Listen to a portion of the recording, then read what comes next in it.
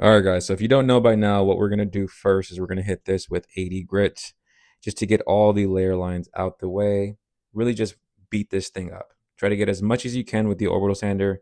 This thing does have quite a lot of detail. That's probably why it took so long, but it should look something like this. And then what you want to do is you want to get a metal file and just get in between the crevices. I think they have a pack of like 8 or something on Amazon, so you can just find those and get a pack. Really get into the edges because this thing again has a lot of detail.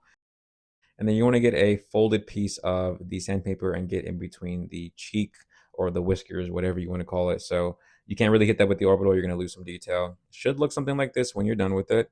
And then after the 80 and the 120, you're going to want to hit this with the Bondo glazing putty and acetone mix. There's not really a ratio what you should do. You just don't want it super liquidy. Kind of want it pasty, kind of want it a little bit muddy. So that's what I go for. I put about 3 or 4 layers on there. And you're going to want to knock all of that off. It does get pretty dusty, so make sure you have some clothes you don't mind ruining, or at least have an apron, just so all the glazing putty make sure does not go and stain your clothes. Now, after you're done sanding all of the glazing putty off, it should look something like this. And then we're going to go in and hit it with a filler primer. This is essentially going to point out what you've missed with the glazing putty. And then if you can't fill it with this, you're just going to want to go back with the glazing putty and hit it, and then rinse and repeat the same cycle. So you're going to want to hit it with the filler primer again. But in my case, everything seemed to be pretty smooth the first time around. So very surprising, but we are getting better. Next, we're going to go ahead and let that dry for a couple of hours, and then we're going to go ahead and get into our wet sanding. The wet sanding is going to be very crucial. It's going to make this thing smooth. You're going to get a good idea how it's going to look when it's finished. You're going to want to wet sand this thing until your fingers fall off, basically. So once you no longer have fingers, it should look something like this. Once you're satisfied with the texture of your helmet, you're going to want to make sure you hit it one more time with the filler primer just to make sure. You don't want to have to go back, and we're no longer sanding. So on to priming. We're using a flat black as our primer. This is going to be the base. Everything shows up pretty nicely with the flat black. It makes everything pop out. So we're doing the black first, and this is also going to be the part of the mask that is black. So we're going to have to mask those parts off first and then start working in. Now the masking, that's a little bit tricky. We are going to use a technique that I learned. You're going to want to get something nice and small. It can either be a pen, a toothpick. Unfortunately, I'm all out of toothpicks, so I used this etching tool that I had. Honestly, whatever works, just to make sure you get a nice crisp edge with the tape. And you're going to want to get an X-Acto knife. And this part is super crucial. You don't want to press too hard with this. You're only going to want to press enough to where you're cutting the tape. I had a mess up with my very first helmet where I pressed too hard and I cut into the mask and it chipped it and it just looked terrible. So you don't want that to happen. So you're gonna want to be super careful. Take your time. This is nothing that you need to rush. So you should be good. It should look something like this when you're done. Make sure all the masking is nice and crispy, and then we're gonna go ahead and start to apply our first paint coat. Before that, we're going to mix our paints. So we're only using airbrush here. So we're using the metallic gold from Nick Pro. And then we're going to use a little bit of the airbrush thinner just to make sure it's nice and thin. And it should look something like this. This is what I was going for, a nice metallic looking gold. And this is all I had to use to cover the entire helmet with this. So it's literally just a little cup, and a little cup goes such a long way. Now with the airbrushing, I told you guys before, I'm going straight to airbrushing now. I'm not using any type of spray paints.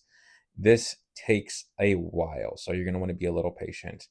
This took about 8 coats and about an hour and a half of my time. So if you kind of want to compare, you don't have to wait as long in between coats. You're usually waiting about 5 to 10 minutes between each coat, and you're good. Now, the coverage of this does take a while just because you will see the undercoat, and that's what I didn't want to see. And don't be scared to use all the paint. Honestly, like I said, that little cup goes such a long way, and all the paint led to this. Again, 8 coats, about an hour and a half of my time. Everything looks nice and crispy. So for the most part, I'm happy with it. Next, we're going to work on the mouth. Now, you can do this in any particular order, but I went with this order for some reason. But regardless, we're going to use the Nick Pro, mix it with the mixer that I have here. The mixer is actually a tattoo mixer because I tattooed before and I still had it. So It's a nice little tool to have. Now this is about 4 to 5 coats. It shouldn't take very long just because it is a smaller piece. And I didn't have to even use that much of the airbrush, but it did take a little bit of time. So for the most part, whenever you're done with that, it should look something like this. And then if you wanted to do this part first, which is the white part, by all means, you can do the white part. I known from my past experience working on the Pink Ranger, doing the white part first, things get dirty. So I'm not the cleanest person when it comes to painting. I try to keep my area nice and clean, but there's dust, there's everything. So I wanted to do the white last just to make sure it is as clean as possible, especially if I'm painting other stuff and things like that. It's better for me. So I went ahead and masked the outside of this. Look at this nice crispy edge. Honestly, can't get any better than that. And then we're gonna go ahead and cover the rest of it. I don't want to use a bunch of masking tape. Honestly, it's a waste, and I just use napkins. So it should look something like this. And again, with the mixing tool that I have, we're gonna go ahead and get this white on there. Now this white took so long. You guys, I don't know how long this took. This is like 20 coats of white in like 2 hours of doing this. I should probably get a bigger airbrush, which if you guys are following me on TikTok, you guys know I just got a bigger airbrush. It's more of a spray gun, but it's on the smaller side. And then I'm also doing the back piece because the back is just white. So we're working on that. Now, again, this takes a while because the black and the white, you don't want to see any of the black. You just want to see the white. After about 20 coats, it should look something like this. You're going to want to take this stuff off and make sure you know what it's looking like. Now, for the most part, I did have to go up and touch some stuff up because I did not remember that the inside of the whiskers, or whatever you want to call it, is also white, and I kept that part masked. So I did have to go back and make sure I fixed that. So for the most part, we did the white again. Here's my girlfriend. She wanted to do the masking since it's so satisfying. Yeah, but honestly, it looks pretty cool if I left it black, but we're not going to do that because we're going to go for the original. Once I did that, we have our helmet essentially. This thing is looking nice and crispy. It's very matte though, it's not as shiny. So we're going to go in and hit it with an outline.